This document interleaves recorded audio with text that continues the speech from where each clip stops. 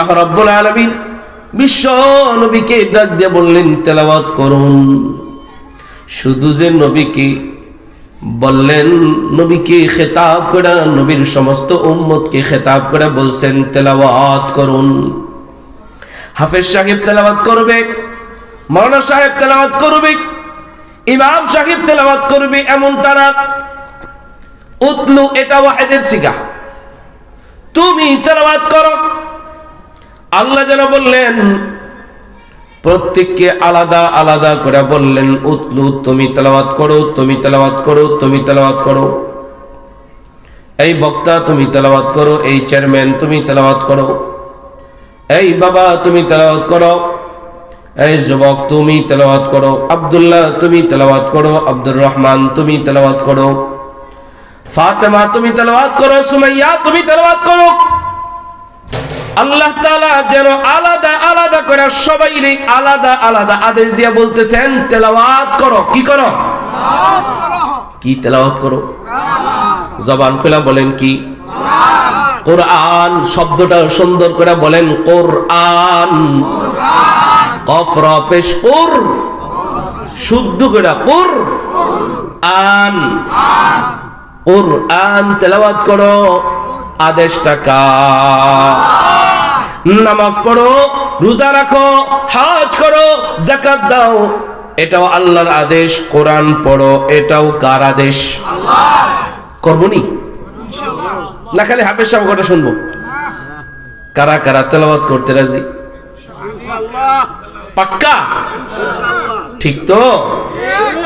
আল্লাহ আমাদেরকে কবুল করেন, আমারও কবুল করেন। এক নম্বর আমল কোরআনুল কারীমের তেলাওয়াত করা। কোরআনুল কারীম যদি আমরা তেলাওয়াত করি, আল্লাহ রাব্বুল আলামিন বলেন ওয়া ইযা তুলিয়াত আলাইহিম আয়াতুহু যাদাতহুম ঈমানা। কয়রে গোলাম, কোরআন তেলাওয়াত করলে আমি তোর ঈমান বাড়ায় দেব। বলেন, কোরআন তেলাওয়াত করলে কি বাড়ে? কি বাড়ে? তাহলে ঈমান বাড়াইতে চাই না কমাইতে চাই? যার যেই পরিমাণ তেলাওয়াত তার সেই পরিমাণ ঈমান। আপনার ঈমান কতটুকুন, আপনার তেলাওয়াত যতটুকুন। আপনি এসে বলবেন আমার ঈমান ঠিক আছে, না তেলাওয়াত নাই তো ঈমান ঠিক নাই। তেলাওয়াত যতটুকুন, ঈমান ততটুকুন।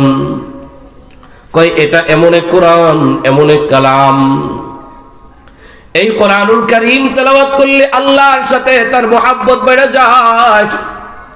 কার মুহাব্বত বেড়ে যায়? আল্লাহর দিলে মুহাব্বত বেড়ে যায়। যে যারে ভালোবাসে ও খাবারের দিকে তাকাইলে ওরে দেখে, ও ডাইনে তাকাইলে ওরে দেখে, বামে তাকাইলে ওরে কিরে, এটা কল্পনার জগতে চলে গেছে। ওর প্রেমিকারে ও খালি যেদিকে যায় ও যেন ওর প্রেমিকারে দেখে। পড়ার টেবিলে বসলে ও পড়া দেখে না, ও কানের ঝুমকা দেখে। ঠিক নেই? জোয়ানরা আসে, তার মানে ওরা বুঝে, বুড়ারা বুঝে না, এটা মনে করেন না। বুড়ারা যদি না বুঝতো তাহলে 4টার বাপ 5টার মায়ের লয়ে বাগতো না। ঠিক নেই? ঘটনা আছে কিন্তু সবাই বুঝে, সবাই বুঝে, সবাই বুঝি। প্রেম তো ভালোবাসা তো বলেন না, সবচাইতে আমাদেরকে বেশি ভালোবাসেন কে? আল্লাহ। বান্দা যখন কোরআন তেলাওয়াত শুরু করে ওর দিলের মধ্যে আল্লাহর মুহাব্বত বেড়ে যায়। যার কারণে দেখবেন আলেম কি, একজন হক্কানি আলেমের কে যতই তাকে টর্চার করা হোক, ও জীবন দিয়ে দিতে চায়।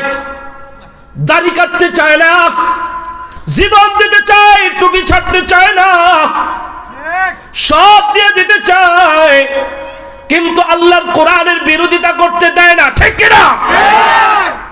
লক্ষ্য করে দেখবেন, কোরআনের বিরোধিতা যদি কেউ করে ফেলে, কোন নাস্তিক আর মুরতাদ যদি কোন মাদ্রাসার বিরোধিতা করে ফেলে, আম মানুষ কিন্তু সেই পরিমাণ দাঁড়ায় না। কিন্তু আলেম হাফেজ ইমাম ওলামা বৈশা থাকে না, বসে থাকে। কেন ওরা রাস্তায় নামে? আলেমের কি স্বার্থ আছে? ও আলেম রাস্তায় নেমে 300 টাকা পায় না। আজকেও মিছিল দেখলাম রাস্তার মধ্যে, হয়তো বা 300 টাকার মিছিল, অথবা 500 টাকার মিছিল, অথবা চায়ের মিছিল, ঠিক কিনা বলেন?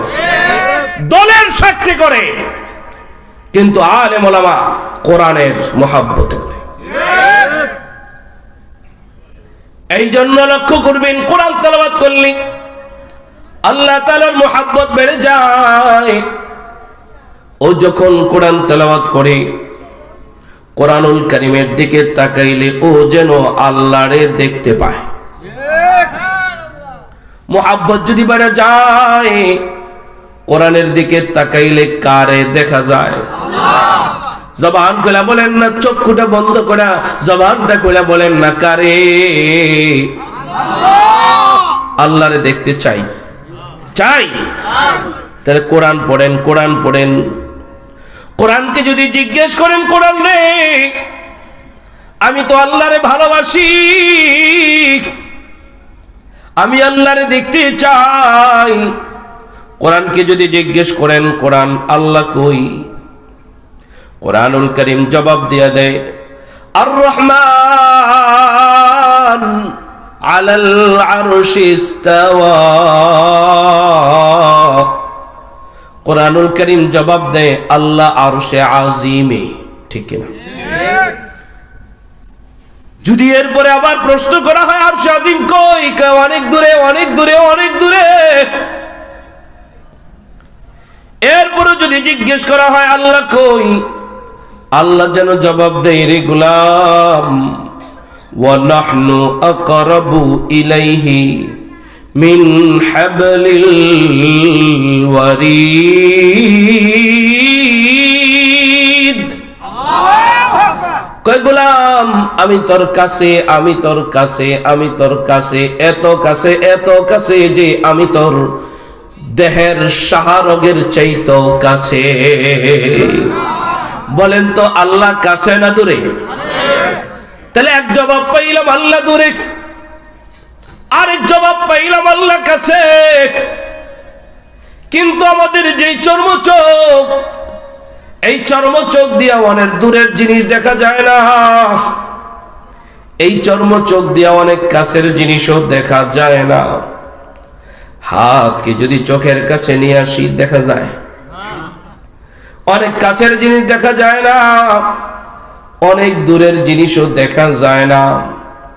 নবী আলাইহিস সালাম বলেন, রে উম্মত এমন ভাবে ইবাদত করবা, এমন ভাবে আমল করবা যেন তুমি আল্লাহকে দেখতেছো। কাকে? এই হাদিস থেকেও বোঝা যায়, হাদিসে জিবরিল থেকেও বোঝা যায় আল্লাহকে দেখা যায়। আর যদি তুমি আল্লাহকে না দেখো, এমন ভাবে ইবাদত করবা যেন আল্লাহ তোমাকে দেখতেছে। কোরআন তেলাওয়াত করবা তো দিলে দিলে নিয়ত করো, আমার আল্লাহ যেন আমারে বলতেছে। পড়ো দেখি কোরআন কে কত সুন্দর করিয়া পড়িতে পারো, মধুর কালাম কে কত সুন্দর করিয়া পড়িতে পারো। আমি তোমার কালাম শুনতেছি। জবান খুলে বলেন না, আমরা তেলাওয়াত করলে শোনেন কে? আল্লাহ। আল্লাহরে শোনানোর জন্য, আল্লাহরে খুশি করবার জন্য। আমার কথা আমার অংশ, আমার কথা আমার অংশ, এই ভাইয়ের কথা এই ভাইয়ের অংশ, আল্লাহর কথা আল্লাহর অংশ, ঠিক নেই? আল্লাহর কথা আল্লাহর অংশ। এই কোরআনুল কারীমের একটা নাম হলো কালামুল্লাহ, আল্লাহর কালাম, আল্লাহর কথা, আল্লাহর অংশ। আমি আর আপনি যদি কালামুল্লাহ পড়ি ফেলি তো এই কালাম পড়লে পরে আল্লাহর সাথে কথা হয়ে যায়। কার সাথে? তাহলে এক নম্বর আমল হলো কোরআনুল কারীমের তিলাওয়াত করা। লাভ হিসাবে এক নম্বর বললাম ঈমান বাড়ে, দুই নম্বর বললাম মুহাব্বত বাড়ে, তিন নম্বর বললাম এই কোরআনের দিকে তাকাইলে আল্লাহরে দেখা যায়, এই কোরআনের দিকে তাকাইলে জান্নাত দেখা যায়, এই কোরআনের দিকে তাকাইলে জাহান্নাম দেখা যায়। এই কোরআন এমন এক কালাম, দুনিয়া আর জান্নাতের মাঝখানে আমার আপনার জন্য জান্নাতে যাওয়ার সেতু বন্ধনের নাম হইল কোরআন। ঠিক কিনা? এটা সেতু, এটা ব্রিজ। একবারে ওই পারে আখিরাত, এই পারে দুনিয়া, মাঝখানে কোরআন। দলিল হিসেবে কোরআনুল কারীমের ওই আয়াত ওয়াতাসিমু বিহাবলিল্লাহ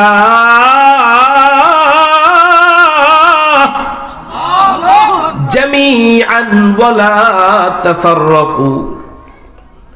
আল্লাহ রাব্বুল আলামিন বলেন, আল্লাহর রশি মজবুত করে ধরো। কার রশি?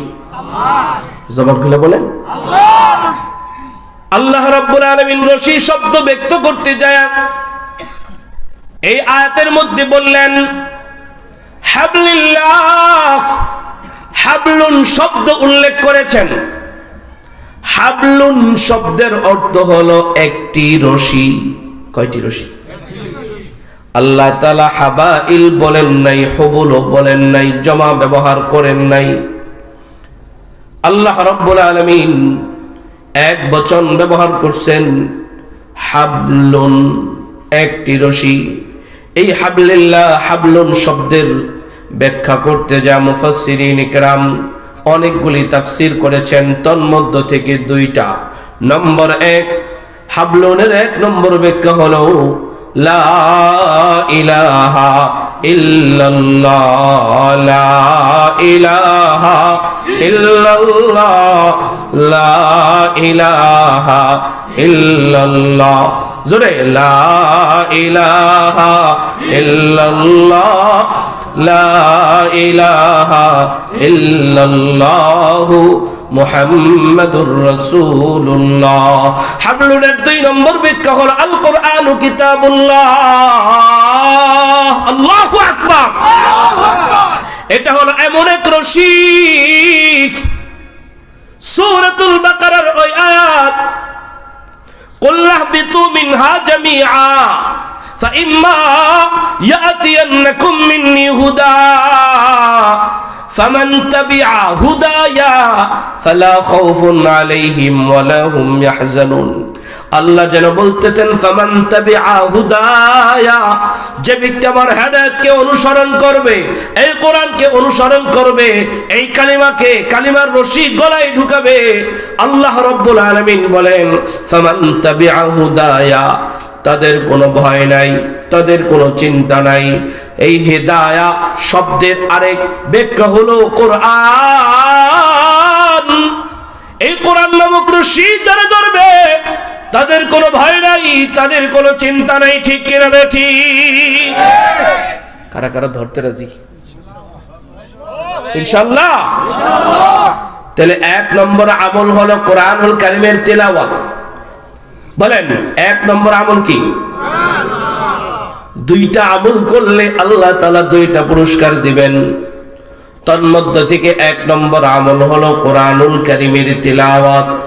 এটা তেলাওয়াত করলে কয়েকটা লাভের কথা বললাম, রাত্র গভীর, তাই এখানে স্টপেজ দিলাম।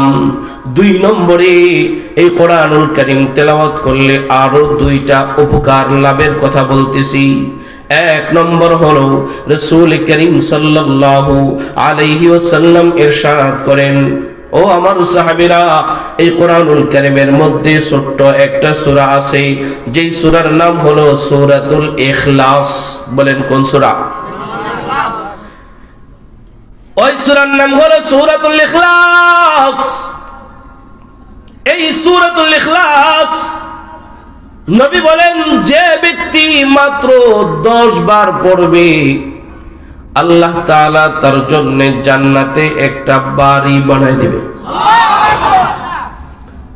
দুনিয়াতে একটা বাড়ি করতে গেলে 2 রুমের একটা টয়লেট, একটা পাকঘর, 2 রুমের একটা মোটামুটি একটা বাড়ি করতে গেলে ফাউন্ডেশন ছাড়া 10-12 লাখ টাকা লাগে কিনা? ছোট ছোট 2টা রুম। আর 5 তলা একটা বাড়ি বানাইতে গেলে 2 কোটি 3 কোটি 5 কোটি টাকা লাগে কি লাগে না? 5 কোটি টাকা কামাইতে কামাইতে জীবনের সব যৌবন শেষ। ঠিক না বেটি? আল্লাহর নবী কয়, রে উম্মত, সূরাতুল ইখলাস 10 বার পড়বি তো তোর জন্য জান্নাতে একটা বাড়ি। হযরত ওমর কয়, ইয়া রাসূলুল্লাহ, ইয়া হাবিবাল্লাহ, আমি 20 বার পড়ব। নবী কয়, তোর জন্য 2টা বাড়ি। ওমর কয়, ইয়া রাসূলুল্লাহ, আমি 30 বার পড়ব। নবী কয়, তোর জন্য 3টা বাড়ি। ওমর কয়, ইয়া রাসূলুল্লাহ, আমি 40 বার